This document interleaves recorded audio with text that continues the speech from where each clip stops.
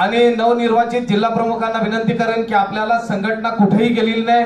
80-82 हजार मतदार असलेले लोक आमचे वाडी वस्तीवरचे मुंबईकर असतील किंवा ग्रामीण भागातला आमचा शिवसैनिक असेल, तो शिवसैनिक कुठेही संजय रावांबरोबर गेलेला नाही आणि कुठेही हल्लेला नाही. संघटनेमध्ये थोडीशी मरगळ आलेली आहे, ती कुठेही आपण दुमत करताना चालणार नाही. मुंबई असेल किंवा ग्रामीण भागात असेल, मंडणगड तालुक्यापासून मी मंडणगड तालुक्याचा संपर्क प्रमुख म्हणून तुम्हाला शब्द देतो की आजपासून मी नवीन कामाला लागेल. त्या संघटनेला पूर्ण बांधण्यासाठी वाडी वस्तीवर पासून त्या मुंबईच्या कुलाव्यापासून त्या विरारच्या टोकापर्यंत मी अत्यंत ताकदीनुसार ही संघटना बांधण्याचा प्रयत्न करेन. आपण जिल्हा प्रमुख आणि संपर्क प्रमुख आम्हाला ताकद द्याल.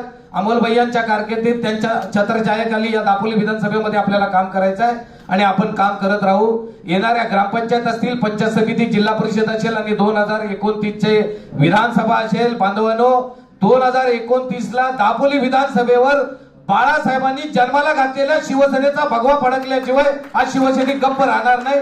एवढं बोलून मी इथे थांबतो. जय हिंद, जय महाराष्ट्र.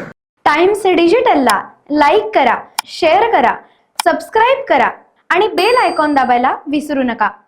Times digital.